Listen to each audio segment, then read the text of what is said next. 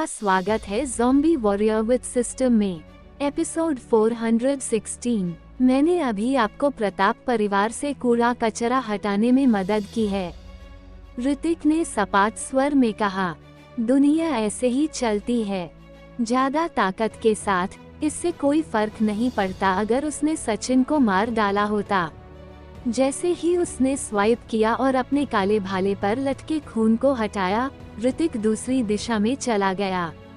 सेविया up. Roma ने ऋतिक की आकृति को देखा जो छोटा होता जा रहा था और उसके जाने से पहले उससे कुछ कहना चाहती थी। जैसे ही वो अपना मुंह खोलने ही वाली थी, उसने देखा कि ऋतिक रुक गया था और उसकी ओर हाथ हिलाने से पहले मुड़ गया। अलविदा, ऋतिक ने मुस्कुराते हुए कहा। वो कल आइस एंड स्नो सिटी के लिए रवाना होगा और अगर कोई वाली दुर्घटना नहीं हुई तो वो फिर कभी इस सिटी में नहीं लौटेगा। ऋतिक के लिए इस विदेशी सिटी में याद करने लायक कुछ भी नहीं बचा था। चीफ भानु, मेरा मानना है कि रोमा भी एक अच्छा ऑप्शन है। आप उसे अगला हेड बनाने पर विचार कर सकते हैं। ऋतिक ने भानु प्रताप से यह कहने से पहले इसके बारे में सोचा। जैसे ही उसका काम पूरा हुआ, ऋतिक बिना पीछे देखे चले वहां से चला गया। ये देखकर कि ऋतिक आखिरकार उसकी नजरों के कैसे गायब हो गया, रोमा को थोड़ा खालीपन महसूस हुआ। वो यहाँ कभी वापस नहीं आएगा। सचिन के शरीर को ले ज्वार, भानु प्रताप ने लियू परिवार के बाकी सदस्यों से कहा। फिर उसने रोमा की ओर देखा और उसे ऋतिक द्वारा अभी कही गई बात याद आ गई। तभी उसने एक बड़ा फैसला लिया। एक वॉरियर जो दूसरे वॉरियर मास्टर को मार सकता है। अगर प्रताप परिवार की ऐसे इंसान से दोस्ती होगी तो कोई भी उनके परिवार को हाथ लगाने से भी कतराएगा। दूसरी ओर ऋतिक एक नदी तट पर पहुंच गया। वो जमीन पर पालथी मारकर बैठ गया और अपनी कल्टीवेशन तकनीक सक्रिय कर दी। माँ की प्लेनेट पर ग्रेविटी पृथ्वी से अलग होने के अलावा हवा में एनर्जी कण भी पृथ्वी की तुलना में ज्यादा मोटे थे। शायद यही कारण है कि इस प्लेनेट पर वॉरियर पृथ्वी पर मौजूद वॉरियर्स से कहीं ज्यादा पावरफुल थे। समय बीतता गया और जल्द ही आकाश पहले से ही उज्जवल हो गया था। ऐसा लगा जैसे ये केवल पलक झपकने मात्र से हुआ हो। जैसे ही वो एक जगह पर पहुंचा, ऋतिक माँ की प्लेनेट की रेल पटरियां देख सकता था। वहाँ पहले से ही भारी भीड़ जमा थी। रेल की पटरियां बहुत बड़ी लग रही थी और जो सुरक्षा कर्मचारी इसकी रखवाली कर रहे थे वे कम से कम रैंक 8 के वॉरियर्स थे। ये कुछ ऐसा था जिसने ऋतिक को सरप्राइज कर दिया था। इस छोटे से सिटी में लोगों की औसत ताकत पृथ्वी प्लेनेट के बराबर थी और यह भयानक थी।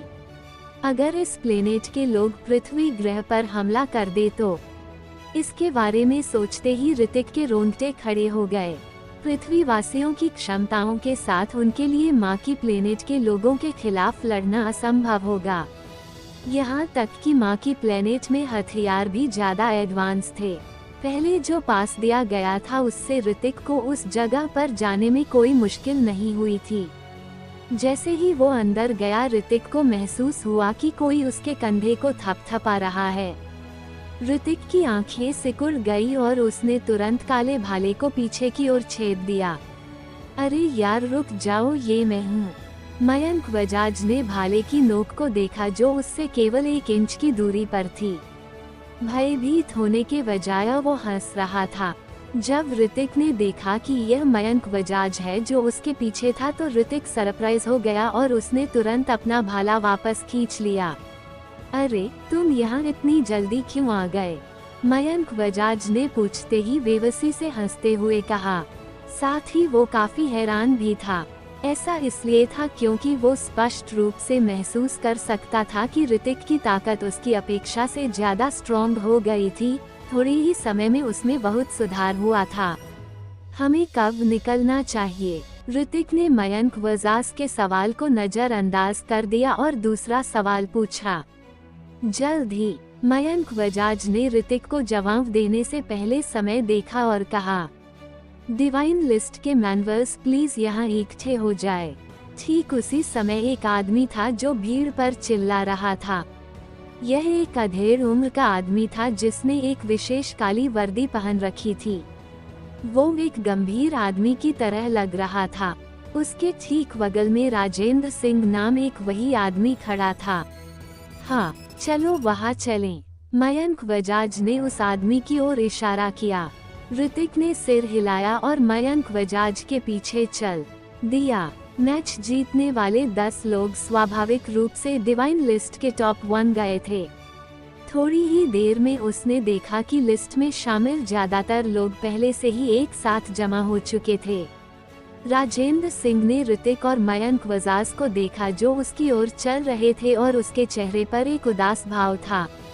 यह उसका पहला मौका था जब किसी और ने डिवाइन अकादमी में उसके प्रस्ताव को अस्वीकार कर दिया था और यह एक शर्मिंदगी थी। सेन परिवार का पुराना हेड कहाँ है? ये देखकर कि ऋतिक ठीक उसके सामने सुरक्षित खड़ा था, उसने व्यंग्य करते हुए ऋतिक से पूछा, क्या कहा आपने? उसका सवाल सुनकर ऋतिक ने कंफ्यूज होने और खो जाने का नाटक किया। जल्दी करो, अभी इकट्ठा हो जाओ। जब राजेंद्र सिंह ऋतिक के चेहरे पर भाव देखा तो वो अपने आप को रोक नहीं सका, लेकिन उसने उसे नजरअंदाज करने का फैसला किया और वाकी वॉरियर्स पर चिल्लाया।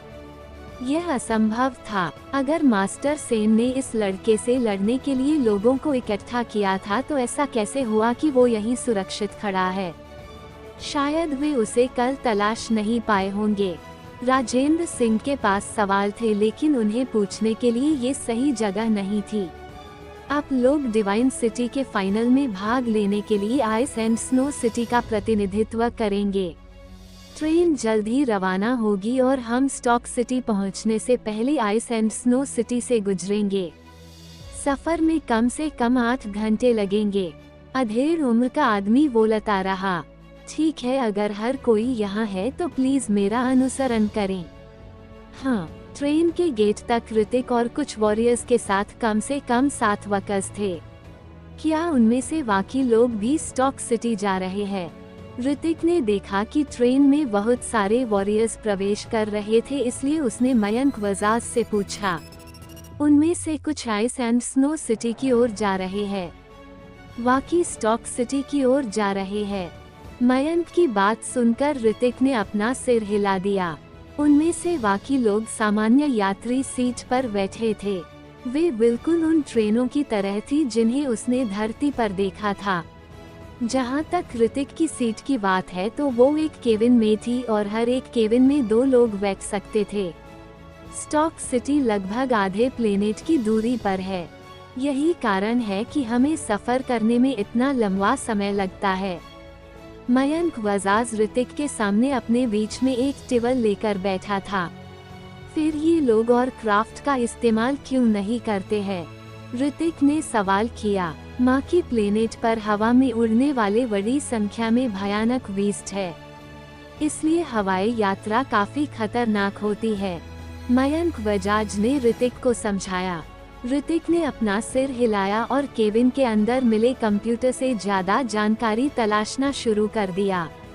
अगर तुम ज्यादा जानकारी देखना चाहते हो तो तुम यूनियन की वेबसाइट पर जा सकते हो।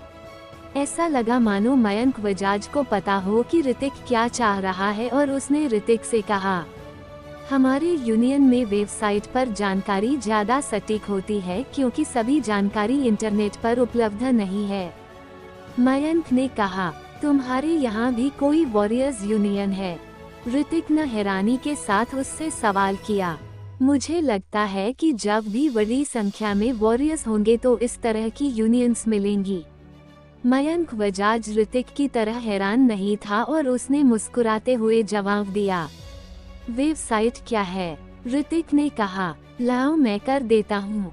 मयंक बजाज ऋतिक के ठीक सामने कंप्यूटर की ओर चला गया। उसने वेबसाइट खोलने के लिए क्लिक किया और अपने अकाउंट में लॉग इन कर दिया।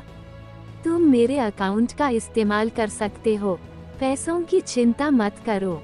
मयंक बजाज ने ऋतिक से स्माइल करते हुए कहा, इस मदद के लिए शुक्रिया। ऋतिक ने मयंक बजाज के चेहरे पर नजर डाली। हालांकि ऋतिक को इस बात का अंदाजा नहीं था कि वो उसके प्रति इतना दयालु क्यों था, लेकिन ऋतिक को बिल्कुल भी अजीब नहीं लगा। कोई बात नहीं, मयंक बजाज अपनी सीट पर वापस आ गया और स्माइल करते हुए कहा। ये वेबसाइट ऋतिक द्वारा इस्तेमाल की गई वेबसाइटों से बिल्कुल अलग दिख रही थी, लेकिन मयंक बजाज सही था, वेबसाइट पर बहुत सारी जानकारी उपलब्ध थी। इसे विस्तार से नोट किया गया था। ऋतिक ने हाई रैंक के इवॉल्व बीस्टों के बारे में भी बहुत कुछ पढ़ा। माँ की प्लेनेट पर रैंक 10 के इवॉल्व बीस्ट थे और उससे आगे उन्हें किंग ग्रेड, होली ग्रेड और गॉड ग्रेड में डिवाइड किया गया था। किंवदंती कहती है कि इस प्लेनेट पर इंसानों के आने से पहले यहाँ गॉड रैंक के इवॉल्व बीस्ट थे, लेकिन ये केवल किंवदंतियाँ थीं क्योंकि किसी भी जीवित इंसान ने उन्हें कभी नहीं देखा था। जहाँ तक होली ग्रेड के बीस्टों की बात है, पूरे प्लेनेट पर केवल 3 ही थे और उनकी क्षमताएं लगभग एक रॉयल वॉरियर्स के समान ही थी। उसने जानकारी पढ़ना जारी रखा। ऋतिक चिंतित था क्योंकि इस प्लेनेट पर बहुत सारे इवॉल्व बीस्ट थे, साथ ही उन सभी के पास भयानक ताकत थी। स्टॉक सिटी के बारे में भी ढेर सारी जानकारी थी। उसके पास स्टॉक सिटी का एक नक्शा भी था। यह नक्शा इतना विस्तार में था कि कोई भी 3D स्क्रीन का इस्तेमाल करके सिटी की हर एक सड़क को देख सकता था। ये सिटी बहुत बड़ी थी। ऋतिक ने देखा कि सिटी के जिस एरिया में राजघराने के लोग रहते थे वो एरिया काले रंग से ढका हुआ था। ये साफ था कि इन एरियाज को लोगों से छिपाने के लिए जानबूझकर कवर किया गया था। ऋतिक काफी एडिटेड था। इस दुनिया में उनके पास राजशाही व्यवस्था थी और उनकी तकनीक पृथ्वी की तुलना में कहीं ज्यादा एडवांस थी। ट्रेन तेज रफ्तार से चल रही थी। यह इतनी भयानक स्पीड से चल रही थी कि उसे ये भी नहीं दिख रहा था कि खिड़की के बाहर क्या है। कुछ समय बाद ऋतिक अभी भी जानकारी देख रहा था और उसे इस बात का कोई अंदाजा नहीं था कि उसने कितना समय इस्तेमाल किया है। हालांकि मयंक बजाज ही वो शख्स था जिसे अब इस बात का पछतावा हो रहा था। वो स्पष्ट रूप से देख सकता था कि जो जानकारी देखी जा रही थी वो क्या थी और थोड़े समय के भीतर ऋतिक जो जानकारी पढ़ रहा था वो पहले ही उसके आधे बैंक बैलेंस को खर्च कर चुकी थी। हालांकि वो बोझिल था, फिर भी उसे दिल में दर्द महसूस हो रहा था। मुझे ऐसा नहीं कहना चाहिए था, मयंक बजाज मन ही मन बुदबुदाया। लेकिन ठीक उसी पर पूरी ट्रेन जोरों से हिल गई। ऋतिक और मयंक बजाज हवा में उड़ गए और एक दूसरे से टकरा गए। जब उन्होंने करीब से देखा तो पूरा केविन तहस नहस हो गया था और वे दोनों बर्गर पैटी बनने से महज कुछ इंच दूर थे। क्या हुआ? केविन के कुचले जाने के कारण ऋतिक अभी भी मयंक बजाज के पास ही लेटा हुआ था। इससे उनके हिलने डुलने के लिए बहुत कम जगह बची थी। मुझे नहीं पता। मयंक बजाज को पूरे शरीर में दर्द महसूस हो रहा था और उसने ऋतिक से कहा। ट्रेन की गुणवत्ता हाई मानी जाती थी, लेकिन वो पहले से ही इतनी भयानक स्थिति में थी। उनके अनुमान से ट्रेन जरूर ही किसी भयानक चीज से टकराई होगी। क्या मुसीबत है? ऋतिक ने भी आईब्रोज सिकोड़ ली क्योंकि उसे कोई अंदाजा नहीं था कि बाहर क्या हो रहा है। ट्रेन की लाइट्स तेजी से चमक रही थी और अपनी तेज सुनने की क्षमता से वो सुन सकता था कि बाहर कुछ था। इसे तोड़ो। ऋतिक ने अपने दाहिने हाथ पर अपनी मुट्ठी बांधी और उसे ऊपर की ओर फेंक दिया। पिंग! एक जोरदार धमाके के साथ ऋतिक तुरंत केबिन से बाहर उड़ गया। जैसे ही वो बाहर निकला वो कांप उठा। बाहर बहुत ज्यादा ठंड थी। उसने चारों ओर देखा और महसूस किया कि उसके चारों ओर का पूरा नजारा स्नो से ढका हुआ था। आसमान से अभी भी स्नो के टुकड़े गिर रहे थे। जैसे ही वो गिरी हुई ट्रेन के ऊपर खड़ा हुआ, वो ट्रेन के सामने एक विशाल बीस्ट को स्पष्ट रूप से देख सकता था जो लिजर्ड जैसा दिख रहा था। इसने अपना मुंह पूरा खोल लिया था और जोर जोर से चिल्ला रही थी। उसकी तेज चीख से ऋतिक को ऐसा लगा कि उसके कान का पर्दा फटने वाला है। क्या ट्रेन ने इस विशाल बीस्ट को टक्कर मार दी? ऋतिक ने मन ही मन सोचा। जिस स्पीड से ट्रेन चल रही थी उसने बीस्ट को नहीं मारा था। इसके बजाय वो ट्रेन ही थी जो बर्बाद हो गई थी और यह वास्तव में एक चमत्कार था। शिट, मयंक वजाज भी धीरे धीरे ट्रेन से बाहर निकला। वहाँ देखो, जब मयंक वजाज ट्रेन से बाहर निकला तो ऋतिक ने उनके ठीक सामने बीस्ट की ओर इशारा किया। एक स्नो लिजर्ड। मयंक वजाज ने भयानक दिखने वाले बीस्टों को देखा और उसकी आंखें सदमे से भर गईं। तुम्हें पता है कि यह क्या है? हाँ, यह आइस एंड स्नो एरिया का किंग रैंक का इवॉल्व बीस्ट है। उसकी बात सुनने के बाद ऋतिक ने सामने वाले बीस्ट की ओर देखा। इस विशाल लिजर्ड ने फिर से अपना मुंह खोला और उसके मुंह से एक बड़ा धुंधला एनर्जी सोर्स निकला। ऐसा महसूस हुआ मानो उसके चारों ओर की हवा एनर्जी की गर्मी से मुड़ गई हो। वूम, क्योंकि यह लेजर द्वारा छोड़ी गई एनर्जी को बाहर निकालता है। ये सीधे ट्रेन के सामने की ओर चला गया और इससे तुरंत विस्फोट हो गया। यह इतना डरावना है। मयंक बजाज ने जब सामने का नजारा देखा तो वो अपने आप को रोक नहीं सका। जहां तक बाकी पैसेंजर्स की बात है तो वे धीरे धीरे ट्रेन से बाहर भाग गए थे। वॉरियर्स के लिए ट्रेन से बाहर निकलना कोई मुश्किल बात नहीं थी। डिवाइन लिस्ट के वॉरियर्स, प्लीज यहाँ इकट्ठा हो जाओ। तभी पहले से मौजूद अधेड़ उम्र के आदमी ने ट्रेन का ऊपरी हिस्सा तोड़ दिया और चिल्लाने लगा। उसकी आवाज तेज और साफ थी। ऋतिक और मयंक वजाज उसे साफ रूप से सुन सकते थे। तो आगे क्या होगा जाने के लिए सुनते रहेगा zombie warrior with system only on listener YouTube channel पर। आपका स्वागत है ज़ॉम्बी वॉरियर विद सिस्टम में। एपिसोड 417। एक किंग रैंक के इवॉल्व बीस्ट की पावर एक मास्टर वॉरियर के बराबर मानी जाती थी। साथ ही उनके शरीर की त्वचा भी कवच की तरह सख्त होती थी और यह एक वॉरियर के स्फीयर से भी ज्यादा स्ट्रॉन्ग थी। हम आइस एंड स्नो सिटी में एंटर कर चुके हैं, लेकिन यह अभी भी सिटी के सेंटर से कुछ दूरी पर है। लोगों में इसकी घोषणा करने से पहले वारिस दीवान ने आगे की ओर देखा और कहा। तभी उसके हाथ में फोन बजने लग जाता है। कॉल का जवाब देने के बाद वारिस दीवान के चेहरे का लुक ही चेंज हो गया था। तुम सब मेरे साथ आओ, हमें अब आइस एंड स्नो सिटी तक पैदल चलना होगा। ट्रेन पूरी तरह से बर्बाद हो गई है और स्नो लिजर्ड ने ट्रेन ड्राइवर को मार डाला है। वारिस दीवान ने सभी से कहा। हाँ, निर्देश मिलने के बाद बाकी लोगों ने अपना सिर हिला दिया। क्या ऐसा यहाँ अक्सर होता है? ऋतिक बाकी भीड़ के साथ ट्रेन से नीचे चला गया और स्नो से भरी जमीन पर चलने लगा। नहीं, मैं कई बार स्टॉक सिटी तक ट्रेनों में गया हूँ, लेकिन ऐसा कभी नहीं हुआ जब हमारी मुलाकात इस तरह से हुई हो। जब से ट्रेन शुरू हुई है हमें कभी इस तरह का सामना नहीं करना पड़ा। मयंक बजाज ने अपना सिर हिलाया और वो भी थोड़ा कंफ्यूज नजर आ रहा था। वो उस दुर्घटना को समझ नहीं पा रहा था जो अभी घटित हुई थी।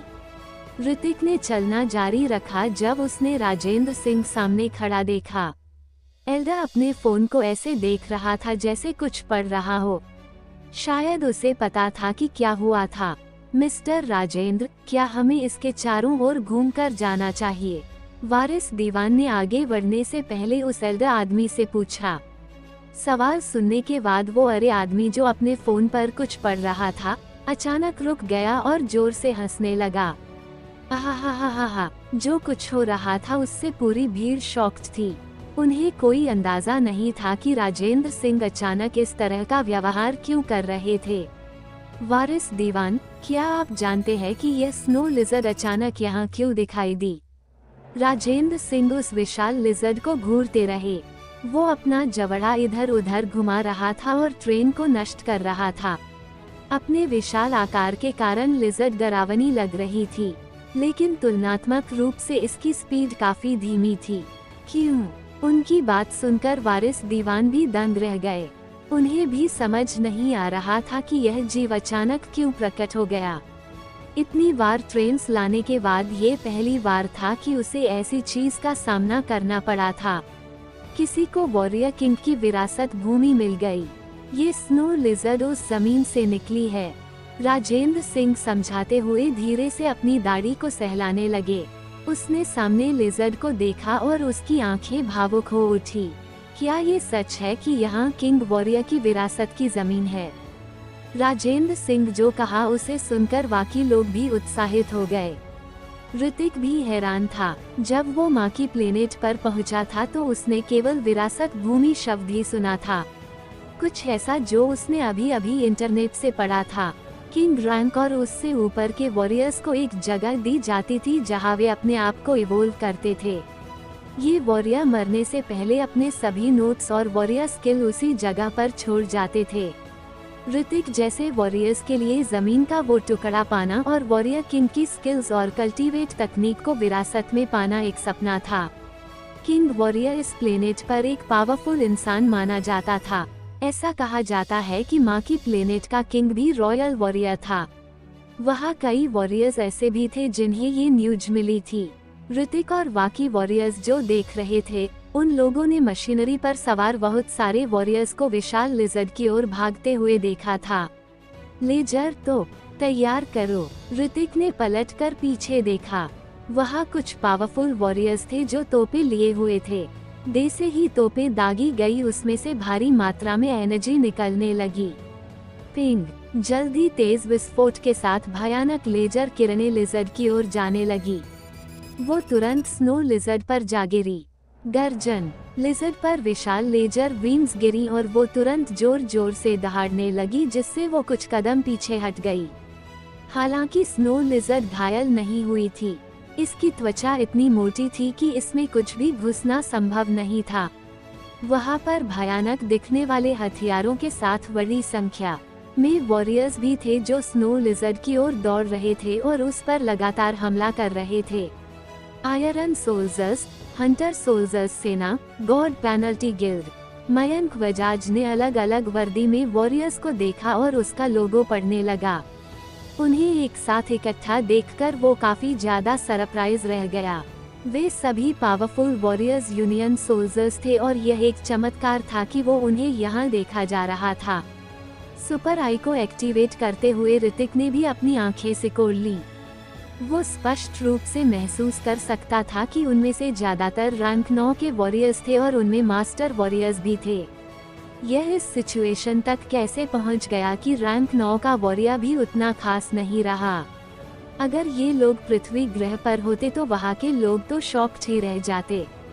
ऋतिक ने मन ही मन कहा, रैंक 9 के वॉरियर्स जिन्हें पृथ्वी पर सबसे स्ट्रॉन्ग वॉरियर के रूप में भी जाना जाता था, वो यहाँ पर कमजोर माने जाते थे। यहाँ उनमें से बहुत सारे हैं। जब राजेंद्र सिंह वॉरियर्स की संख्या देखी तो उनके चेहरे का भाव बदसूरत हो गया। विरासत भूमि में केवल सीमित मात्रा में खजाने होते थे। यहाँ इतने सारे लोगों के होते हुए उसके लिए किसी भी चीज पर हाथ डालना असंभव होगा। हमें भी चलना चाहिए, राजेंद्र सिंह ने अपना सिर हिलाते हुए कहा। जल्दी करो, ये हमारे लिए एक दुर्लभ अवसर है। वारिस दीवान भीड़ की ओर मुड़े और उन्होंने राजेंद्र सिंह का पीछा करते हुए कहा। ऐसे समय में हर कोई स्वार्थी था। यह एक किंग वॉरियर की विरासत भूमि थी। यह मुमकिन था कि वहाँ पर काफी ज्यादा पावरफुल तकनीकें और स्किल्स होंगी। क्या हमें स्नो लिजर्ड को मार देना चाहिए? जब उसने ये सवाल किया तो ऋतिक अभी भी लिजर्ड को देख रहा था। यह एक किंग रैंक का इवॉल्व बीस्ट था। अगर वो इसे मारने में कामयाब रहा तो वो बड़ी मात्रा में एक्सपीरियंस हासिल करने में सक्षम होगा। अपने सिस्टम के साथ ऋतिक के लिए वाकई हाई रैंक के वॉरियर्स की तरह लगातार कल्टीवेशन करने की जरूरत नहीं थी। उसे बस इन इवॉल्व बीस्टों से केवल एक्सपीरियंस हासिल करना था। हालांकि अब उसे जिस एक्सपीरियंस की जरूरत थी वो पहले की तुलना में बहुत ज्यादा था। उसके लिए केवल सामान्य बीस्टों और वॉरियर्स को मारना ही काफी नहीं था। ये देखकर कि इतना विशाल किंग लेवल का इवॉल्व बीस्ट उसी सामने था, ऋतिक को भी दिलचस्पी हो रही थी। बेहतर होगा कि तुम स्वयं स्नो लिजर्ड को मारने के बारे में न सोचें। ये चीज कुछ भी नहीं है जिससे हम निपट सकते हैं। भले ही मास्टर वॉरियर्स ही क्यों ना हो, तुम इसे अकेले नहीं कर पाओगे। ऋतिक की बात सुनकर मयंक बजाज ने उससे कहा। अब जब इतने सारे वॉरियर्स स्नो लिजर्ड पर हमला कर रहे थे तो उसे मारने का कोई रास्ता नहीं था। हालांकि ऋतिक की ताकत काफी अच्छी थी और उसने मिराज सेन को मार डाला था, लेकिन इस स्नो लिजर्ड को मारना बिल्कुल असंभव था और उल्टा ऋतिक की जान जाने की संभावना थी। मुझे सिर्फ एक कोशिश करनी है, ऋतिक ने स्माइल करते हुए उससे कहा। वूम, और उसी समय एक तेज आवाज गूंजी जिससे आसपास की जमीन पर स्त्रो हवा उड़ गई। अब इस सिचुएशन में खड़े होकर वो साफ साफ देख सकता था कि विशाल स्नो लिजर्ड के काफी पीछे दोनों तरफ ऊंची सिटी की दीवारें बनी हुई थी और उस दीवार के नीचे एक गड्ढा बन गया था। यहाँ से नीचे जाने पर विरासत भूमि थी, लेकिन उसके सामने यह विशाल लिजर्ड उसे रोक रही थी। कोई नीचे भागना चाहता था लेकिन भयानक स्नो लिजर्ड ने उसे कुचलकर मार डाला। यहाँ तक कि एक रैंक 9 के वॉरियर के ऊपर लिजर्ड का पैर रखे जाने से वो वॉरियर सीधे कुचल दिया गया और मारा गया। इस बीस्ट की पावर बहुत प्रबल थी, लेकिन अगर हम वहाँ चले भी जाएं तो भी हम वहाँ नहीं पहुँच सकते, ऋतिक ने चलते हुए कहा। जब वे लोग स्नो लिजर्ड को मार डालेंगे हम वहाँ जा सकते हैं। जब वो सामने की ओर चल रहे थे तो वारिस दीवान ने अपना हाथ लहराया और कहा। अब ऐसे कई वॉरियर्स थे जिनके विचार वारिस दीवान के समान थे और कई वॉरियर्स भी इस बेटल को देख रहे थे। गर्जन, विशाल स्नो लिजर्ड उन लोगों द्वारा हमला किए जाने के बाद गुस्सा हो गई और इस समय उसने जोर से दहाड़ निकाली। इस समय स्नो लिजर्ड हिंसक रूप से दंगा करने लगी और उस पर हमला करने वाले वॉरियर्स पर अपने तेज पंजे लहराने लगी। समय समय पर उसके मुंह से भयानक एनर्जी वॉर्म्स निकल रहे थे। इन एनर्जी वॉर्म्स के प्रभाव से आसपास की जमीन पर बड़ी संख्या में गड्ढे हो गए थे। बड़ी संख्या में वॉरियर्स ने एक के बाद एक हमला किया और सभी प्रकार के स्किल का इस्तेमाल किया गया जो बेहद पावरफुल थे। ऋतिक जो वहाँ की स्थिति पर ध्यान दे रहा था, उसने इस समय डार्क एज भाले को कसकर पकड़ लिया। वो अब और नहीं रुक सकता था और लड़ने के लिए वहाँ जाना चाहता था, क्योंकि उसने पाया कि स्नो लिजर्ड में फायर टाइप की स्किल के प्रति कमजोर प्रतिरोध होता है।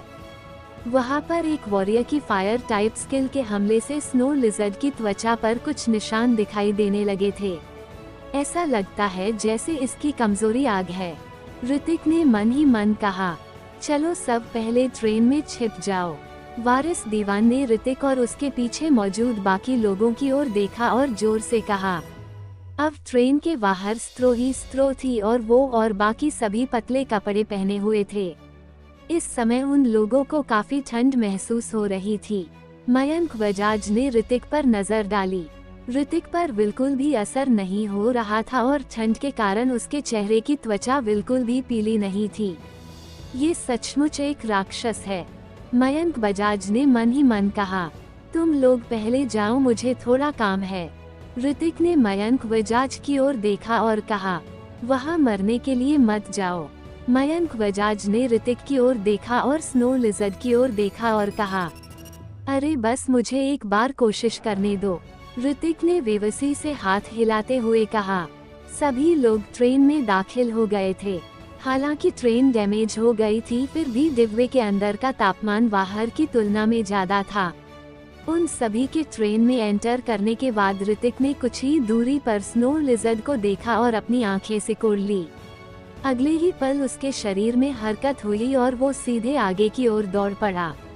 विदाउट ए ट्रेस स्किल सक्रिय हो गई थी और जब उसकी शारीरिक तकनीक का इस्तेमाल किया गया तो ऋतिक की स्पीड बेहद तेज हो गई थी। वो एक प्रेत की तरह आगे बढ़ता रहा। जल्द ही वो स्नो लिजर्ड के सामने आ गया। इस विशालकाय राक्षस का नजदीक से सामना करने पर ऋतिक काफी चौंक गया। वो इस किंग लेवल के इवॉल्व बीस्ट की पावर को इतने करीब से महसूस कर सकता था। इससे उसे हमला करने से भी अब डर लगने लगा था। ये तो सच में काफी भयानक है। ऋतिक ने बेरहमी से अपना सिर हिलाया। फिर उसने अपने हाथ में डार्क एज भाला लहराया और तुरंत एक जलता हुआ फायर फिजिक्स बाहर उड़ गया। स्नो लिजर्ड की तुलना में विशाल फायर फिनिक्स अभी भी थोड़ा छोटा था। एक छोटी सी फ्लेम की तरह वो स्नो लिजर्ड के पैर से टकराया, लेकिन इससे उसे कोई नुकसान नहीं हुआ। सिस्टम ने पहले कहा था कि हाई रैंक वाले वॉरियर्स को होने वाला डैमेज 40% से कम है और वॉरियर्स को मारने से हासिल एक्सपीरियंस का केवल 10वां हिस्सा है। लेकिन यह एक इवॉल्व बीस्ट के बारे में कुछ नहीं कहता है, इसलिए मुझे इस स्नो लिजर्ड को मारना होगा। ऋतिक ने इस समय अपने दांत पीस लिए, फिर दोनों हाथों से डार्क एज भाले को घुमाया और तुरंत एक के बाद एक जलते फायर फिनिक्स को छोड़ दिया। एक पल में सैकड़ों जलते हुए फायर फिनिक्स नजर आए और वे सभी एक साथ इकट्ठे हो गए। अगले ही पल वे सभी फायर फिनिक्स एक विशाल फायर फिनिक्स में परिवर्तित हो गए। इस समय फिनिक्स के भयानक तापमान के कारण आसपास की जमीन पर कुछ स्नो के टुकड़े पिघलने लग गए।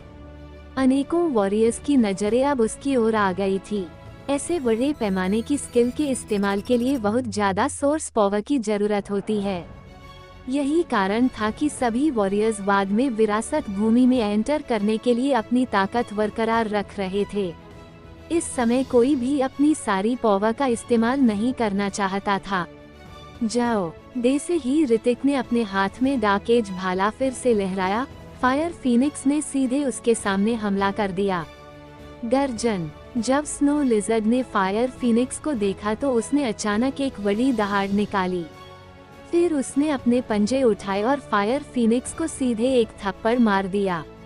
वूम! लेकिन अगले ही पल ज्वलंत फायर फिनिक्स ने तुरंत उस स्नो लिजर्ड के पंजे जला दिए और एक अगले ही पल एक फायर वंडर बन गया जो बेतहाशा घूम रहा था।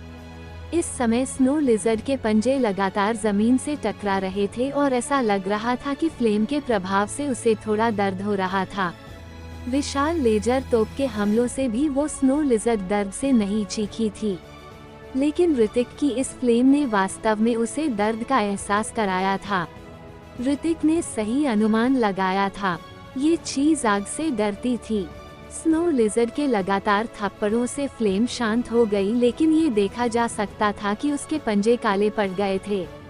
भले ही वो आग से डरती थी, लेकिन ऋतिक के हमले के मौजूदा लेवल के साथ वो अभी भी उसकी रक्षा को तोड़ने में असमर्थ था। तभी उस स्नो लिजर्ड ने अपना मुंह चौड़ा कर लिया। एक पल में उसके मुंह में बहुत सारी एनर्जी इकट्ठी हो गई।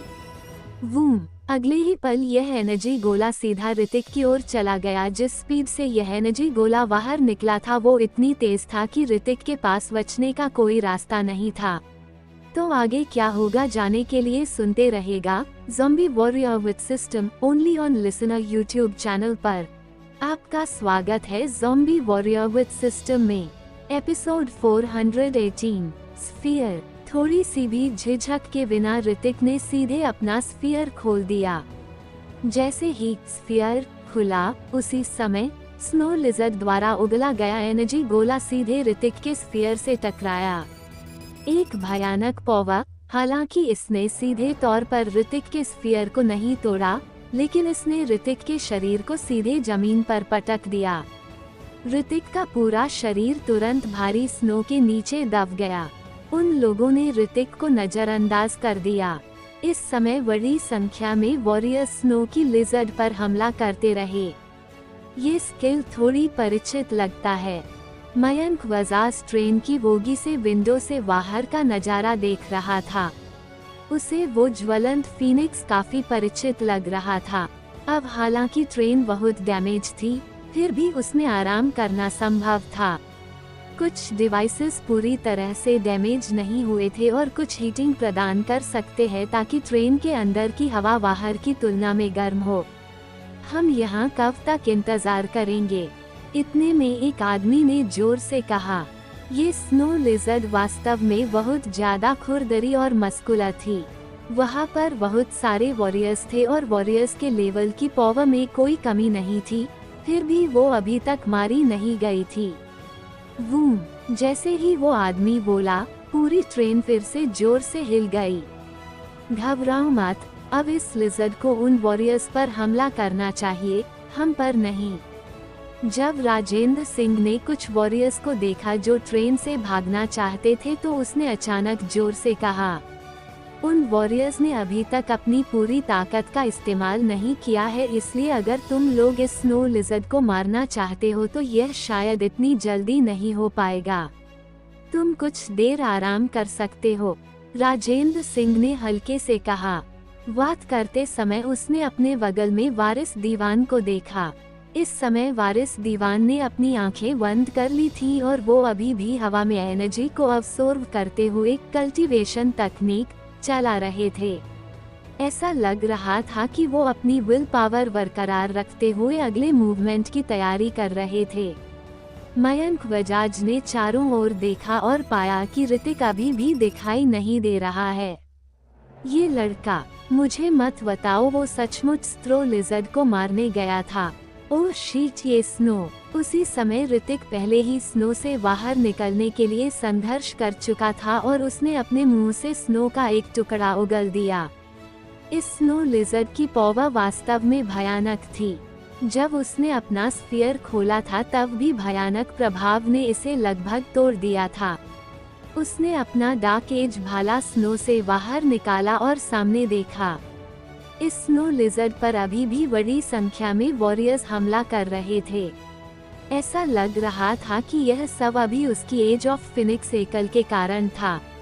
अब ये सभी वॉरियर्स जानते थे कि फायर एलिमेंट स्किल का इस स्नो लिजर्ड पर ज्यादा प्रभाव पड़ता है, इसलिए ये लोग अब स्नो लिजर्ड पर लगातार हमला करने के लिए इन फायर एलिमेंट स्किल का इस्तेमाल कर रहे थे। कुछ मास्टर वॉरियर्स लेवल के वॉरियर्स ने इस स्नो लिजर्ड पर हमला करने के लिए विशाल फायर गोले का इस्तेमाल किया था। क्या यह एक असली मास्टर वॉरियर्स के लेवल के वॉरियर की पौवा है? ऋतिक ने अपनी आंखें सिकोड़ ली। इन मास्टर वॉरियर्स लेवल के वॉरियर्स की ताकत मिराज सेन से भी ज्यादा पावरफुल लग रही थी। उनके शरीर में सोर्स पावर काफी ज्यादा प्रबल थी और जो फायर एलिमेंट स्किल पावर उनकी स्किल्स से फूटी थी वो ऋतिक के फायर फिनिक्स से भी ज्यादा भयानक थी। हालांकि उस स्ट्रो लिजर्ड की त्वचा खुरदरी और मांस मोटा होता है। इतने सारे वॉरियर्स और उन पावरफुल स्किल के हमले के तहत इस स्ट्रो लिजर्ड को बहुत नुकसान होता हुआ लग रहा था। और इस समय स्ट्रो लिजर्ड के शरीर से पहले से ही बहुत सारा ताज़ा ब्लड बह रहा था। नहीं, मुझे इस स्ट्रो लिजर्ड को स्वयं ही मारना होगा। ऋतिक अपने दोनों हाथों में डार्क एज भाला पकड़कर सीधे आसमान की ओर इशारा करते हुए स्नो से ऊपर चढ़ गया। वूम, बहुत जोर की आवाज हुई और उसी समय भाले की नोक से आग की बहुत सी लपटें निकलने लगी। आग की लपटें लगातार आसमान में जा रही थी और तुरंत एक आग का समुद्र बन गया था। अगले ही पल आसमान से आग की लपटें आग के गोले में बदल गईं और लगातार नीचे गिरती रहीं। वो सारे के सारे गोले स्नो लिजर्ड के शरीर पर गिर रहे थे। ऋतिक ने अब कुछ भी नहीं सोचा और अपने हाथ में डार्क एज भाला लहराता रहा और फ्लेम स्किल जारी करने लगा। इस समय वहाँ पर बहुत सारे लोग एक साथ स्किल का इस्तेमाल कर रहे थे और किसी ने भी ऋतिक पर ध्यान नहीं दिया था। कुछ देर बाद ऋतिक को महसूस हुआ कि उसका शरीर थोड़ा थक गया है और उसकी सांसें थोड़ी उखड़ी हुई लग रही थी। आसपास पहले से ही बहुत सारे वॉरियर्स की लाशें थीं। वे ढेर सारी जमीन पर बिखरी हुई थी। ये स्ट्रो लिजर्ड अब कमजोर हो गई थी और उसके हमले की स्पीड भी कम हो गई थी। उसके शरीर पर लगे घाव से बहुत सारा खून बह रहा था, जिससे आसपास की स्नो लाल हो गई थी। अब ऋतिक ने अपनी सांसें रोक ली और अपने शरीर के बारे में सोचना बंद कर दिया। फिर उसने अपना ध्यान स्ट्रो लिजर्ड पर फोकस किया। अब उसे एक घातक हमले का इंतजार करना होगा। जब तक उसके घातक हमले से स्ट्रो लिजर्ड मर जाती है उसे बहुत सारा एक्सपीरियंस हासिल होगा। ये सोचकर ऋतिक का शरीर उत्तेजना से कांप उठा। अपग्रेड, मुझे अपग्रेड होना है।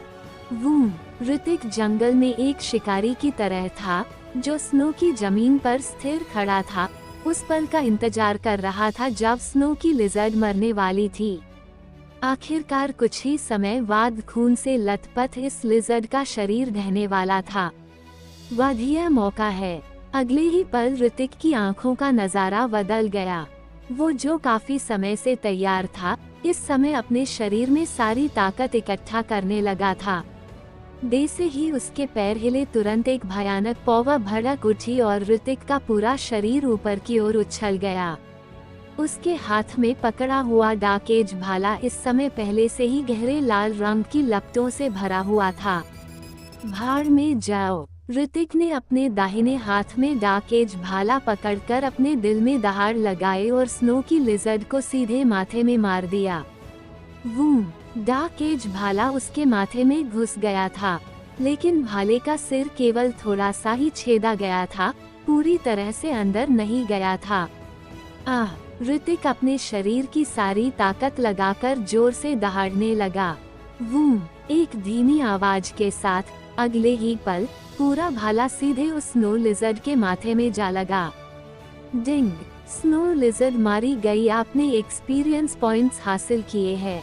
नोटिफिकेशन पर नजर पड़ते ही ऋतिक को यकीन नहीं हुआ कि उसे इतने सारे एक्सपीरियंस पॉइंट्स हासिल हुए हैं।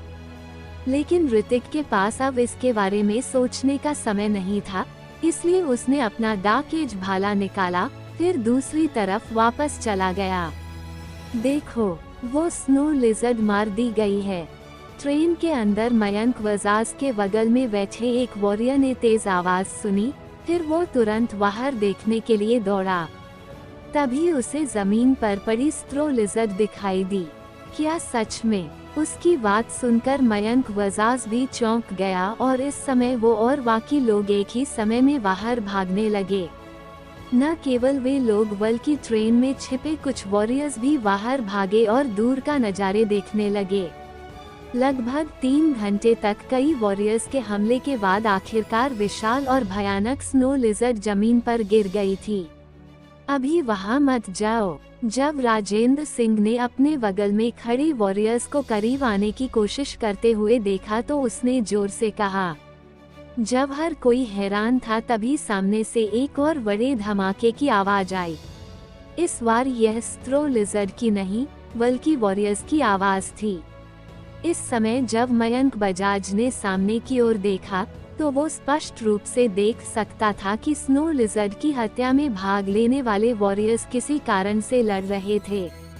आखिर इन लोगों के साथ क्या हो रहा है? जब एक वॉरियर ने यह नज़ारा देखा तो वो जोर से बोले बिना नहीं रह सका। अब आगे की लड़ाई और अराजक हो गई थी। ये लिजर्ड के जीन क्रिस्टल के लिए लड़ रहे हैं। वारिस दीवान के चेहरे पर कोई एक्सप्रेशन नहीं थे और उन्होंने सभी से कहा। वही इधर ऋतिक की भी सांसें फूलने लगी थी। वो जानता था कि एक बार जब ये स्नो लिजर्ड मर जाएगी तो वॉरियर्स के बीच इस तरह की लड़ाई निश्चित रूप से छिड़ जाएगी। आखिरकार यह एक किंग लेवल की स्नो लिजर्ड थी और इसके जीन क्रिस्टल भी बहुत पावरफुल होंगे। ऐसे बहुत से लोगों को इस टाइप के जीन क्रिस्टल की जरूरत थी। खासकर मास्टर वॉरियर लेवल के लोगों के लिए इस टाइप के जीन क्रिस्टल को हासिल करने के बाद उनके कल्टीवेशन में काफी फायदा होगा। मारे गए कुछ वॉरियर्स को छोड़कर बाकी वॉरियर्स जिनके पास यूनिक बैटल सूट थे और वे अलग अलग टीम्स के थे, उन्होंने अचानक लड़ना बंद कर दिया और बातचीत कर रहे थे। जल्द ही एक मास्टर वॉरियर लेवल के वॉरियर द्वारा उस लिजर्ड के जीन क्रिस्टल को उसके शरीर से काट दिया गया। जीन क्रिस्टल स्नो वाइट था और जैसे ही उन्होंने इसे बाहर निकाला, ऋतिक को इससे आने वाली एनर्जी के उतार चढ़ाव का एहसास हो रहा था। इसमें सच में काफी पावर है। ऋतिक ने उस जीन क्रिस्टल को देखा और उसकी आंखों में एक उग्र भाव था। हालांकि वहां पर कई सारे मास्टर वॉरियर्स थे, इसलिए इस समय ऋतिक उसे छीनने की हिम्मत भी नहीं कर सकता था। स्नो लिजर्ड के शरीर का हर एक पार्ट एक कीमती खजाना था। जल्द ही ऋतिक ने कई विशाल ट्रांसपोर्ट गाड़ियों को आते देखा जो स्नो लिजर्ड के शरीर को ले जा रहे थे। क्योंकि इस स्नो लिजर्ड का शरीर बहुत सख्त था, अगर इसे यहाँ डिवाइड किया जाता तो इसमें बहुत समय लगता। ऋतिक ने एक बार यहाँ की स्थिति देखी और वो वापस जाने लगा। चलते चलते ऋतिक ने मन ही मन सिस्टम चेक किया। उसने अभी अभी जो एक्सपीरियंस हासिल किया था वो इतना ज्यादा था कि वो और भी ऊपर उठ गया था। Level 48, experience points 0 out of 500 billion, power 1851, physique 995, speed 710, skill super eye, fury, एल्यूजिकेट, इमेज मरिया, heavenly array, reset, power of stars, golden body immortality. Anger points 0 out of 100, potential points 48, post rank 9 warrior. System panel को देखते हुए ऋतिक ने कुछ देर सोचा और अपनी फिजिक को 1000 पॉइंट्स तक बढ़ाने के बाद उसने अपनी पावर एबिलिटी को बढ़ाना जारी रखा। अरे तुम लोग अभी भी यहाँ हो। ऋतिक पीकर से घूमकर मयंक बजाज के पीछे से आया और जानबूझकर मयंक बजाज से कहा, तुम अभी कहाँ गए थे? ऋतिक को पीछे से आते देख मयंक बजाज एक पल के लिए सरप्राइज रह गया। ऋतिक के इतने लंबे समय तक गायब रहने के बाद उसने सोचा कि ऋतिक वास्तव में स्नो लिजर्ड की हत्या में भाग लेने वाला था। यहाँ का नज़ारे बहुत अच्छा है। मैंने कुछ तस्वीरें ली थी और बाद में अपने दोस्तों को दिखाने के लिए पृथ्वी पर वापस जाने की योजना बना रहा हूँ। ऋतिक ने अपना फोन निकाला और नौटंकी मारते हुए मयंक बजाज से कहा। जब बाकी लोगों ने ऋतिक की बातें सुनी तो उनके मुंह पर अजीब से भाव आ गए। ये लड़का एक देहाती बेवकूफ है। भाई तुम। मयंक बजाज को समझ नहीं आ रहा था कि वो हंसे या रोए। उसे लगा कि वो ऋतिक के दिमाग के साथ तालमेल नहीं बिठा पा रहा था। हर कोई स्नो लिजर्ड की बात पर ध्यान दे रहा था, लेकिन यह आदमी वास्तव में अपने दोस्त को सुंदर नज़ारे दिखाने का प्लान बना रहा था। तो आगे क्या होगा जाने के लिए सुनते रहेगा zombie warrior with system only on listener YouTube channel पर।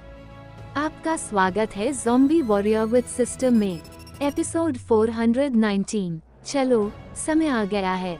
वारिस दीवान ने अपने वॉरियर्स को घूर कर देखा और जोर से कहा। रोमांस के एंट्रेंस गेट पर बड़ी संख्या में टीमें पहले ही प्रवेश कर चुकी थी। सबसे पहले जाने वाले अलग अलग रैंक्स के लोग थे और जो पीछे थे वे कुछ बिखरी हुई टीमें थीं। ध्यान से, इस समय यहाँ बहुत सारे वॉरियर्स हैं। सावधान रहना। राजेंद्र सिंह ने भी इस समय जोर से सभी को याद दिलाया। डिवाइन लिस्ट के इन यंग वॉरियर्स ने चेहरे पर उत्साहित भाव के साथ अपना सिर हिला दिया। उन्हें तो ऐसा लग रहा था मानो प्रवेश करने के बाद वे किंग वॉरियर की विरासत हासिल कर सकेंगे। आइस एंड स्नो की इस जगह पर इतने बड़े पैमाने पर बेस बनाने में सक्षम होने और स्नो लिजर्ड की सुरक्षा पाने के लिए इस वॉरियर की ताकत बेहद भयानक होनी चाहिए। मयंक बजाज ने चलते हुए ऋतिक से कहा, क्या तुम्हें लगता है कि हमें कुछ अच्छी चीजें मिल सकती हैं? ऋतिक ने अपना सिर हिलाया और उससे सवाल किया।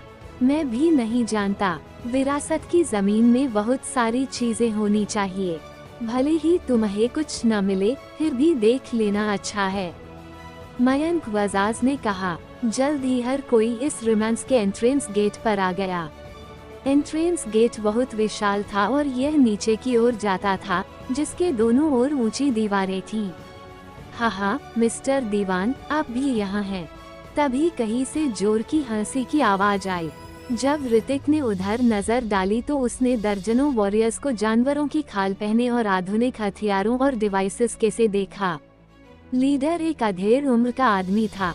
ऋतिक ने जब सुपर आई स्किल से उस इंसान की जांच की तो पाया कि यह इंसान एक मास्टर वॉरियर लेवल का वॉरियर था और वो एक मीडियम लेवल का मास्टर वॉरियर भी था।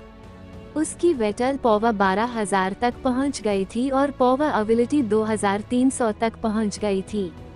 ऐसा लग रहा था कि इस विरासत भूमि में बहुत सारे स्ट्रॉन्ग लोग थे। योगराज जिंदल, क्या आप भी यहाँ हैं? राजेंद्र जिंदल ने अपनी सफेद दाढ़ी को छुआ और हल्के स्वर में कहा। विश्व की विरासत भूमि है और मैंने सुना है कि यह किंग वॉरियर उस समय आइस एंड स्नो सिटी में सबसे पावरफुल किंग वॉरियर था और उसे आइस एंड स्नो सम्राट भी कहा जाता था। योगराज जिंदल ने हंसते हुए कहा, ये हमारे रोहतांग सिटी के एक्सपर्ट्स हैं। हम इन्हें फाइनल में भाग लेने के लिए स्टॉक सिटी ले जा रहे थे। आइस एंड स्नो सिटी से गुजरते हुए हमने किंग वॉरियर द्वारा छोड़ी गई विरासत भूमि के बारे में सुना, इसलिए हमें इसे देखने आ गए। जब योगराज जिंदल ने उसका नेतृत्व कर रहे वॉरियर्स का परिचय दिया तो उसका चेहरा गर्व से भर गया।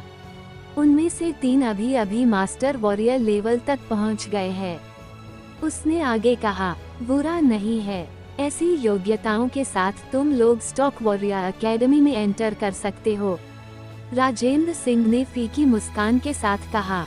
राजेंद्र सिंह के शब्दों को सुनने के बाद उन 3 मास्टर वॉरियर्स के चेहरे पर स्माइल आ गई। स्टॉक वॉरियर एकेडमी को स्टॉक सिटी की सुपीरियर एकेडमीज में से एक कहा जा सकता है। इसे रॉयल एकेडमी कहा जाता है। हर साल बड़ी संख्या में प्रतिभाशाली और इंटेलिजेंट वॉरियर्स इसमें एंटर करने की कोशिश करते हैं। इसके अलावा वहां पर किंग लेवल के वॉरियर्स प्रोफेसर थे। वैसे इस साल की लिस्ट के टॉप की पावर क्या है? योगराज जिंदल ने इस समय मुस्कुराते हुए कहा, वह औसत है। राजेंद्र सिंह ने हल्के से कहा। वो ऋतिक से बहुत नाखुश था और इस वक्त उसने ऋतिक का नाम तक नहीं लिया। ऋतिक की नज़र भी इन वॉरियर्स पर थी। रोहतांग सिटी की 10 प्रतिभाएं डिवाइन सिटी की 10 प्रतिभाओं के समान होनी चाहिए। ये सभी लोग लगभग 24 साल के थे और उनकी ताकत भी बहुत स्ट्रॉन्ग थी। सबसे कमजोर रैंक 9 थी और 3 तो मास्टर वॉरियर लेवल के वॉरियर्स थे, लेकिन ऐसा लगता था कि उन्हें अभी अभी मास्टर वॉरियर्स के रूप में अपग्रेड किया गया था और उनकी ताकत बहुत स्ट्रॉन्ग नहीं थी। कम से कम वे लोग मिराज सेन से कमजोर थे। उसी समय कई वॉरियर्स आए और राजेंद्र सिंह का स्वागत करने लगे। ऐसा लग रहा था कि यह बूढ़ा राजेंद्र सिंह बहुत से लोगों को जानता था। चलो अंदर चलते हैं। तभी वारिस दीवान ने इस समय जोर से कहा। उसकी बात पर राजेंद्र सिंह ने अपना सिर हिलाया। फिर उसने ऋतिक और अपने पीछे मौजूद बाकी लोगों की ओर हाथ हिलाकर चलने का इशारा किया। ये सभी वॉरियर्स विरासत भूमि पर थे और उनके चेहरों पर अभी भी उत्साह था। प्रवेश द्वार पर बहुत अंधेरा था, लेकिन अंदर प्रवेश करने के बाद ऐसा लगा कि अंदर गहरे लाल रंग की रोशनी है। ये प्रवेश द्वार एक फैंटम है। एक वॉरियर के अंदर प्रवेश करने के बाद उसने सरप्राइज होकर कहा। अंदर की जगह किसी लावा गुफा में प्रवेश करने जैसा था। बाहर की ठंड की तुलना में अंदर गर्मी बढ़ती जा रही थी, जिससे उन लोगों को थोड़ी गर्मी का एहसास भी हो रहा था। क्या यहाँ अभी भी लावा है? कुछ देर चलने के बाद उन्हें पता चला कि सामने खड्डों के नीचे बहुत सारा मैग्मा बह रहा है। इस पथरीली जमीन पर खड़े होकर वॉरियर्स नीचे चिलचिलाती गर्मी महसूस कर सकते थे। इतना सरप्राइज मत हो, पहले मोर्चे पर चलते हैं, राजेंद्र सिंह ने सभी से कहा। उन लोगों ने सामने की ओर देखा और वहां कई ऊंची और स्ट्रॉन्ग वॉरियर्स की मूर्तियां थीं। ये वॉरियर्स प्रतिमाएं वास्तव में बहुत बड़ी थी, जिससे हर कोई बहुत छोटा लग रहा था। इसके अलावा उनके चेहरे भयानक थे। वे हर किसी को घूर रहे थे, कुछ ज्यादा ही सजीव लग रहे थे। सामने एक विशाल और सपाट दीवार थी, लेकिन आगे बढ़ने का कोई रास्ता नहीं था। पूरी जगह में एकमात्र चीज जो सबसे अलग थी, वो दोनों ओर सजीव मूर्तियां थीं। ये सिर्फ यही तक नहीं हो सकता, आगे जाने का भी कोई तो रास्ता होगा। हर कोई चारों ओर देखो, क्या पता यहाँ चारों ओर स्विच हो, एक वॉरियर ने जोर से कहा। उस वॉरियर की बातें सुनकर बाकी लोगों ने भी अपना सिर हिला दिया। उन्हें यहाँ कुछ भी नहीं मिला था और केवल ये चीजें ही दिखी थी। ऋतिक ने भी इधर उधर देखा, लेकिन उसे कुछ भी अजीब नहीं लगा। दिलचस्प, ऋतिक ने अपनी आंखें सिकोड़ ली। फिर उसने सुपर आई एक्टिवेट की और आसपास नजर घुमाने लगा। सुपर आई का यूज इतना सरल नहीं था। यह न केवल लोगों की एबिलिटीज की जांच करने में सक्षम था, बल्कि बाकी चीजों की भी जांच करने में सक्षम थी। संकेत एबनॉर्मल। जब उन मूर्तियों को सुपर आई से स्कैन किया गया तो ऋतिक के दिमाग में ऐसे शब्द आए। एबनॉर्मल का क्या मतलब है? ऋतिक अवाक रह गया, लेकिन सुपर आई ने बस इतना ही बताया था। ऐसा लग रहा था कि इन मूर्तियों में कुछ तो खास था। उसी समय एक वॉरियर ने मूर्ति के सिर की ओर देखा, जैसे उसे कुछ मिल गया हो और उसकी आंखों में उग्रता दिख रही थी। अगले ही पल उसका शरीर उछल गया और वो हाथ बढ़ाकर उसे पकड़ने ही वाला था। इस पर एक स्किल कार्ड है। उस वॉरियर की हरकतों को देखकर एक बाकी वॉरियर तुरंत चिल्लाया। जैसे ही उसने ये शब्द कहे, उसी पल बाकी वॉरियर्स ने भी तेजी से रिएक्शन दी। इन पत्थर की मूर्तियों की सतह कुछ पीली चट्टानों से बनी हुई लग रही थी। लेकिन करीब से निरीक्षण करने पर माथे पर एक स्किल कार्ड के आकार का बहुत हल्का निशान प्रतीत हो रहा था। वो वॉरियर जिसने सबसे पहले उस स्किल कार्ड को खोजा था, वो तुरंत ऊपर उछला और सीधे अपना हाथ बढ़ाकर उस मूर्ति के माथे पर जोर से थप्पड़ मारा और एक स्किल कार्ड तुरंत नीचे गिर गया। Purple gold skill card. इस स्किल कार्ड से पर्पल गोल्डन रोशनी देखकर आसपास के वॉरियर्स को तुरंत जलन होने लगी। इस टाइप की पावरफुल स्किल एक स्ट्रॉन्ग वॉरियर भी उतनी आसानी से नहीं सीख सकता था। केवल किंग रैंक के वॉरियर्स भी उसमें पूरी तरह से महारत हासिल कर सकते थे। इसके अलावा पर्पल गोल्ड स्किल कार्ड की दुर्लभता भी बहुत ज्यादा थी और कीमत भी बहुत महंगी थी। ये पर्पल गोल्ड स्किल कार्ड है। आसपास के सभी वॉरियर्स उत्साहित हो गए। चलो चले यहाँ से, ऋतिक ने अपनी आवाज धीमी की और मयंक से कहा। मयंक वजाज चौंक गया और इससे पहले कि वो होश में आता ऋतिक पहले ही पीछे हट गया था। उसी समय सामने वेटल छिड़ चुका था। वो वॉरियर जो इस पर्पल गोल्डन स्किल कार्ड को हासिल करने वाला पहला इंसान था। इससे पहले कि स्किल कार्ड उसके हाथ में लगता, उसके शरीर को दूसरे वॉरियर्स द्वारा सीधे आधे में काट दिया गया था। यह मेरा है। जिस वॉरियर ने उसे मारा वो हंसा और पर्पल गोल्ड स्किल कार्ड को छीन लिया, लेकिन वो ज्यादा देर तक नहीं हंस पाया और उसका सिर काट दिया गया। एक पल में नजारे में अराजकता फैल गई। ये बहुत डरावना है। मयंक वजाज के ऋतिक के पास वापस आने के बाद उसने हल्के डर के साथ कहा, जैसा कि कहा जाता है, लोग धन के लिए मरते हैं और पक्षी भोजन के लिए मरते हैं, और यह यहाँ साफ साफ व्यक्त किया गया है। हम वारिस दीवान ने इस समय ठंडी सांस ली और वहाँ से चले गए। ये पर्पल गोल्डन स्किल कार्ड उसे प्रेरित करने के लिए काफी नहीं था।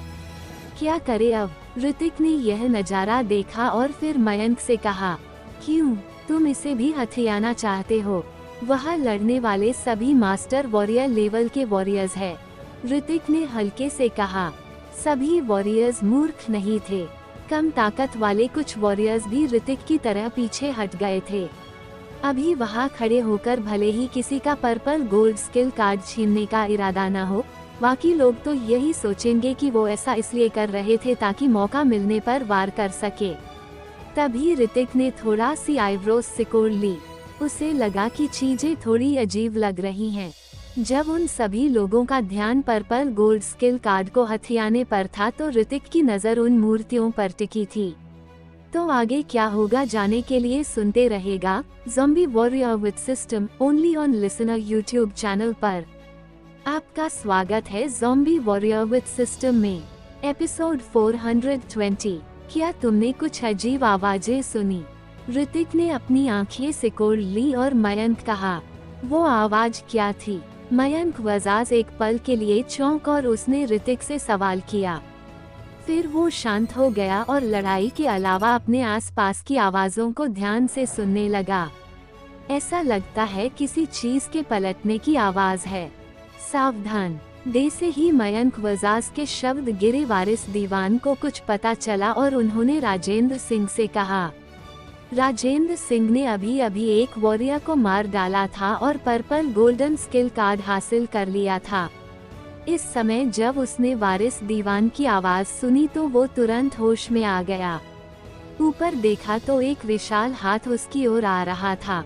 राजेंद्र सिंह की आंखों की पुतलियां अचानक से सिकुड़ गई। वो तेजी एक और मूव हुआ और वो इससे बचने में कामयाब रहा।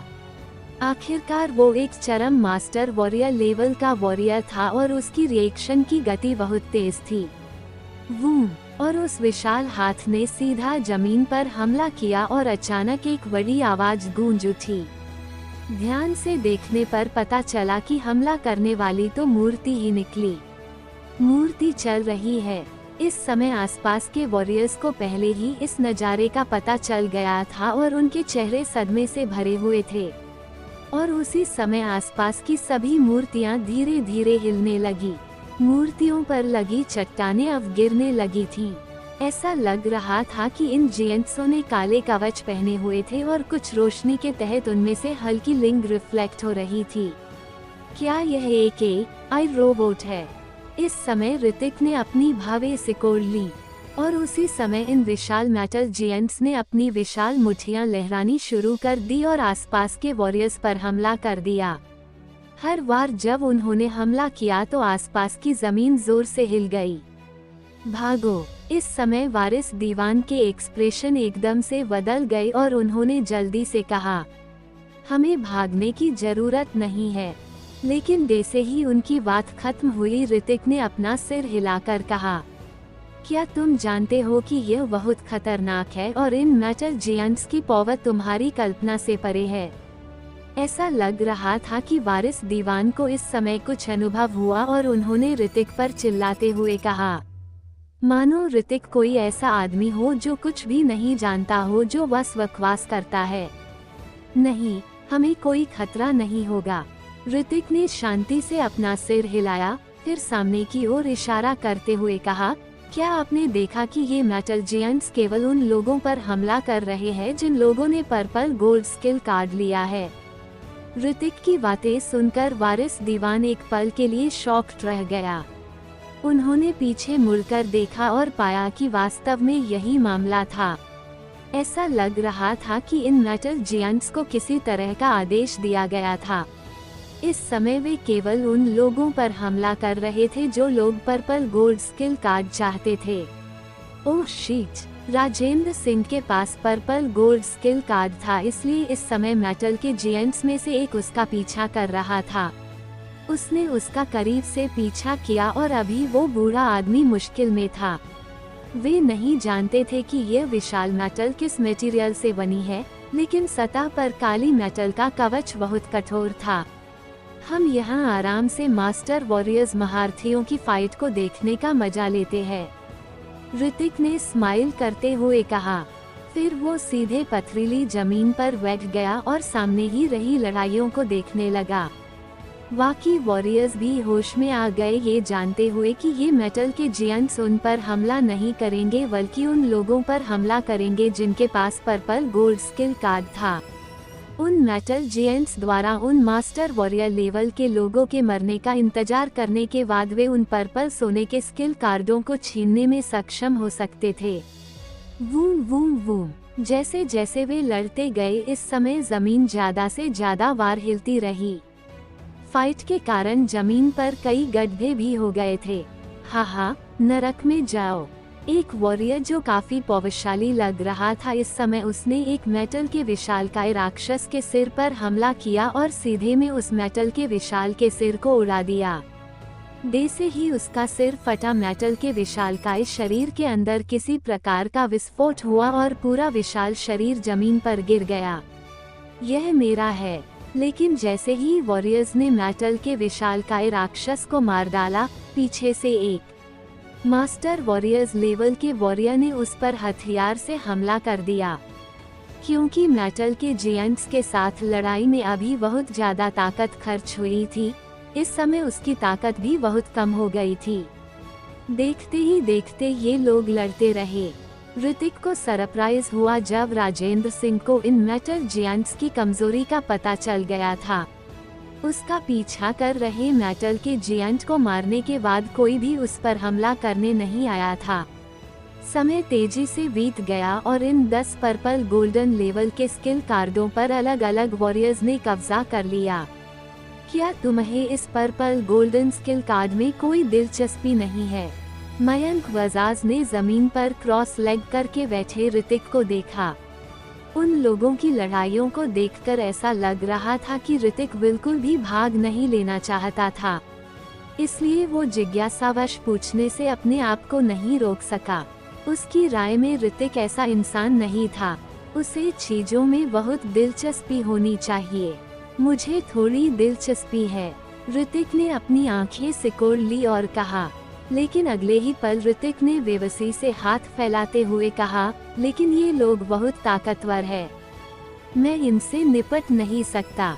ऐसा कहने वाला ऋतिक ही था, लेकिन उसकी नज़र अच्छी थी और उसने पहले ही देख लिया था कि इन पर्पल गोल्डन स्किल कार्डों का भाला आज से कोई लेना देना नहीं है। चलो चले अब यहाँ से। ऋतिक खड़े हो गया और डार्क एज भाला पकड़ते हुए मुस्कुराने लगा। कहा चले। मयंक वजाज चौंक गया जैसे उसे अभी भी होश नहीं आया हो। वूम वूम वूम। इसी समय उसके सामने की दीवार से आवाज आई। जल्द ही यह स्पष्ट रूप से देखा जा सकता था कि दीवार धीरे धीरे सरक रही थी, जिससे एक नया रास्ता सामने आ रहा था। ये वास्तव में आगे जाने के लिए एक रास्ता है। इस नज़ारे को देखकर मयंक वजाज ने हैरानी के साथ कहा, क्या आप ठीक है? वारिस दीवान ने राजेंद्र सिंह की ओर देखा, जिसकी सांसें थोड़ी फूली हुई थी, और कहा, अभी अभी मेटल के जियंट्स के साथ लड़ाई में उसने बहुत सारी पॉवर भी खर्च की थी। ठीक है, चलो आगे बढ़ते हैं। राजेंद्र सिंह ने अपनी आंखों के सामने उभरी नई सड़क को देखते हुए अपना सिर हिलाया। उसकी आंखों में एक उग्र भाव था। उसके पास एक पर्पल गोल्ड स्किल कार्ड था, तो अगर वे आगे चलते रहे तो हो सकता है आगे कुछ बेहतर होगा। वाकी वॉरियर्स के मन में भी यही विचार आया और वे सभी नए चौड़े रास्ते की ओर चल पड़े। ये रास्ता बहुत लंबा था और ऐसा लग रहा था कि इसका कोई अंत नजर नहीं आ रहा है। ध्यान से हमारे पीछे पीछे आओ। इस रास्ता पर चलते हुए वारिस दीवान ने चारों ओर देखा और वॉरियर्स को याद दिलाया, क्योंकि इस रास्ता में कोई नहीं जानता था कि अचानक कुछ प्रकट हो जाएगा। आखिरकार उन्हें अभी अभी खतरे का अनुभव हुआ था, लेकिन अगर वे पीछे चलते रहे तो अच्छा सामान होने पर भी कोई दूसरा ले लेगा। ऐसे बहुत से लोग थे जो आगे चलकर मौत से नहीं डरते थे। चमकदार पर्पल स्टोन का हथियार। रास्ता के सामने स्टोन की दीवारों के दोनों किनारों पर इस समय बहुत सारे हथियार देखे जा सकते थे। ऋतिक ने जब इन लोगों की चीखें सुनी तो वो दंग रह गया। जब ऋतिक ने पहले माँ की प्लेनेट के बारे में जानकारी ली थी तो उसे पहले ही पता चल गया था कि पर्पल स्टोन एक बहुत ही खास मटेरियल है। इस सब्सटेंस की कठोरता सचमुच भयानक थी और इसमें एक प्रकार की विशेष पावर भी थी। ये चमकदार पर्पल स्टोन बहुत कीमती था और इस चमकदार पर्पल स्टोन से बने हथियार भी बेहद कीमती थे। जिन लोगों ने अभी अभी उन पर्पल गोल्ड स्किल कार्डों को छीना था, उन्हें सबक मिल गया था, इसलिए उन्होंने स्टोन्स को इतनी जल्दबाजी में नहीं छीना। कुछ वॉरियर्स ने देखा कि कोई इसे लेने वाला नहीं है तो उसने आगे बढ़ने का साहस किया। आखिरकार चमकदार पर्पल स्टोन से बने इस तरह के हथियार की कीमत पर्पल गोल्डन स्किल से कम नहीं थी। लेकिन जैसे ही कुछ वॉरियर्स वहां से गुजरे, बड़ी संख्या में भयानक एनर्जी बीम्स अचानक उनके चारों ओर प्रकट हो गई, जो तुरंत इन वॉरियर्स के शरीर में एंटर कर गई। रोने चिल्लाने की आवाजें आती रहीं। मुझे पता था कि यहाँ एक घोटाला होना चाहिए। मयंक वजाज अपनी रीढ़ की हड्डी में ठंडक महसूस करने से अपने आप को नहीं रोक सके और फिर मन ही मन बुदबुदाया।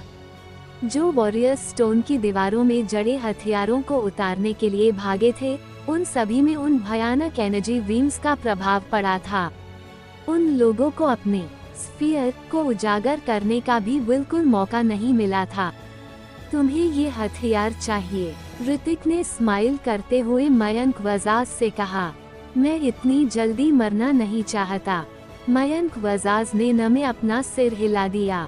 वे एनर्जी बीम्स सचमुच भयानक थीं।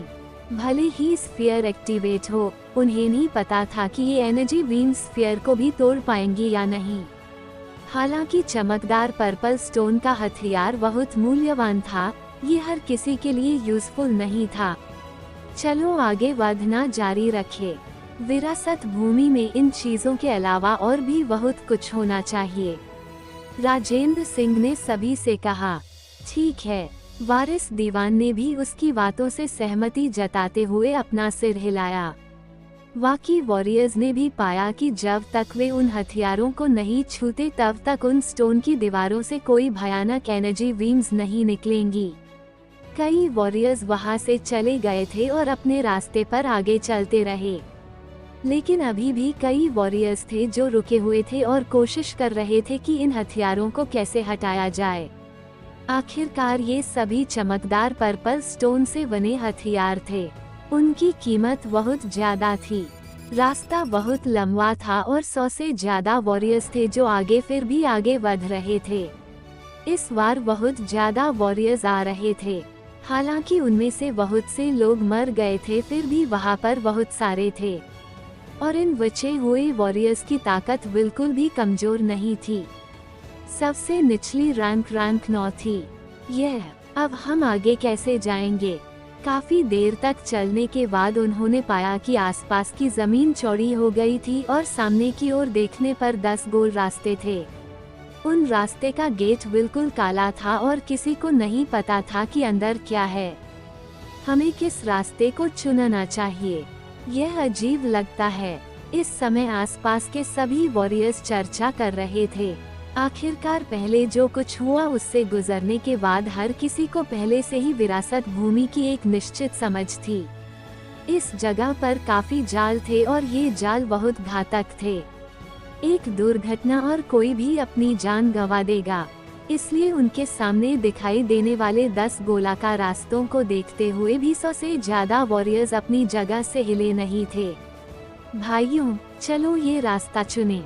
आखिरकार एक वॉरियर से रहा नहीं गया और उसने तीसरे चैनल की ओर इशारा किया और कहा, ठीक है, मेरा लकी अंक 3 है, ये ठीक रहेगा। ये देखकर कि 5 या 6 वॉरियर्स का समूह पहले ही तीसरे रास्ता की ओर चल चुका था, उनमें से बाकी लोग अपना धैर्य खोने लगे। मास्टर राजेंद्र, हमें कहाँ जाना चाहिए? वारिस दीवान ने इस समय राजेंद्र सिंह से सवाल किया। चलो हम भी जाने के लिए एक रास्ता चुन लेते हैं। राजेंद्र सिंह कुछ देर चुप रहे, फिर जोर से बोले, इन 10 रास्तों में जरूर कोई रहस्य होगा, लेकिन वे इसे अभी नहीं देख सकते थे। हर कोई सतर्क होकर आगे चलना और हमारे साथ ही बने रहना। वारिस दीवान ने अपने पीछे के लोगों की ओर देखा और जोर से कहा। ऐसा लग रहा था कि वो भीड़ को 8वें रास्ते पर ले जा रहा था। हम अभी अंदर नहीं जाएंगे। लेकिन ठीक उसी वक्त ऋतिक ने जोर से कहा, क्या तुम्हें लगता है कि तुम इस जगह को जानते हो? जब राजेंद्र सिंह ने ऋतिक की बात सुनी तो उसने ठिठुरते हुए कहा। अभी राजेंद्र सिंह ऋतिक पर व्यंग्य कर ही राजा था कि अचानक एक तेज आवाज आई। वूम! अभी तीसरे रास्ते का रास्ता आग की लपटों से भरा हुआ था। जो लोग अभी अभी अंदर गए थे उनके चीखने चिल्लाने के बाद कोई और आवाज नहीं थी। वे मर गए। इसी समय एक यंग वॉरियर्स ने कांपते शरीर के साथ कहा, यह आग काफी भयावह थी। किसने सोचा होगा कि इस रास्ता में अचानक ऐसी कोई चीज प्रकट हो जाएगी। जो लोग मूल रूप से बाकी रास्ताओं पर जाना चाहते थे, जब उन्होंने यह नजारा देखा तो चौंक गए। अब किसी को आगे चलने की हिम्मत नहीं हो रही थी। राजेंद्र सिंह का हाव भाव भी इस वक्त जम गया था। ऋतिक सही कह रहा है, हम यही रुकेंगे। तीसरे चैनल में भयानक नज़ारे को देखकर वारिस दीवान को अपनी रीढ़ में ठंडक महसूस होने लगी और उन्होंने सभी से कहा, अगर उन्होंने एक कदम और बढ़ाया तो वे वास्तव में 8वें रास्ते में एंटर कर जाएंगे। अगर तीसरे रास्ता जैसी भयानक ज्वाला होगी तो शायद वे लोग पिघल जाएंगे। तुम लोग अंदर आओ। उसी समय एक अधेड़ उम्र का आदमी अपने बगल के कई वॉरियर्स से बात कर रहा था। मैं एंटर नहीं करूंगा, मैं पागल नहीं हूँ, एक वॉरियर ने जोर से कहा। ऐसी बात अभी अभी घटी थी और जब तक वे यह नहीं समझ लेते कि इन 10 रास्ताओं में क्या होगा, तब तक वे इतनी आसानी से रास्ते पर कदम नहीं रखेंगे। ओवरऑल भी अपना जीवन व्यर्थ नहीं देना चाहता। अगर तुम नहीं गए तो यही मारे जाओगे। अधेड़ उम्र के आदमी ने उसकी ओर देखा और गुस्से में कहा, एक तरफ है जाओ। उस आदमी ने कहा, वूम। लेकिन अगले ही पल उसे एक ठंडी रोशनी की चमक दिखाई दी और उसका सिर सीधे नीचे गिर गया। सारी जमीन पर ब्लड बिखर गया। क्या तुम भी ऐसे ही मरना चाहते हो? अधेड़ उम्र का आदमी बाकी वॉरियर्स से बात करता रहा। यह आदमी कौन है? जब ऋतिक और दूसरी टीम के एक वॉरियर ने यह नजारा तो वो कांपने से अपने को नहीं रोक सका। ये शख्स वाकई बहुत डरावना था। अगर कोई उसकी बात नहीं मानता है तो वो उसे सीधे मार डालेगा। तो आगे क्या होगा जाने के लिए सुनते रहेगा zombie warrior with system only on listener YouTube channel पर।